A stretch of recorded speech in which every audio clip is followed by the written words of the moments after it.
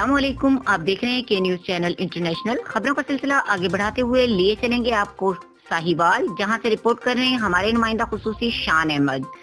Sahiwal railway road पर वाक़ा Faizan Medina तवक्कल मस्जिद के सामने सीवरेज का निजाम बिल्कुल काम नहीं कर रहा। नमाजी हजरात परेशान। नमाजी हजरात नमाज के लिए मस्जिद में जाते हैं तो काफी दुश्वारी का सामना करना पड़ता है।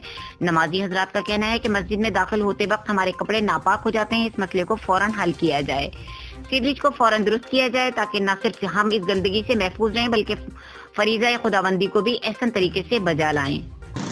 जी, आपको क्या प्रॉब्लम होती है जब आप नमाज़ पढ़ने आते हैं? सीवरेज का पानी तो बहुत ज़्यादा ख़राब है। घर से वज़ू करके आते हैं तो आते साथ यहाँ पे कपड़े ख़राब हो जाते हैं, गंदगी का मसला होता है, फिर उस वजह से भी हमें काफ़ी मुश्किल होती है नमाज़ पढ़ने में।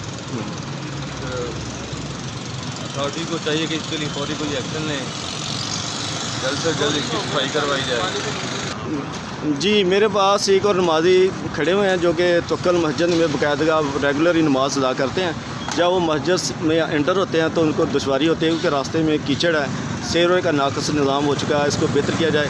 या उनसे मज़ीद बात करते हैं, उनका क्या कहना है? जी सर, नमाज के वक्त जब हाजिर होते हैं तो ये गटर का गंदा पानी है। अगर मोटरसाइकिल पे होते तो तब भी छींटे पड़ जाते हैं, अगर पैदल आते हैं तो तब भी छींटे पड़ जाते हैं। ये कल से जो है आजमाइश बनी हुई है नमाज की, यानी कि नमाज के लिए आजमाइश है। आप कुछ कहना चाहेंगे? जी जी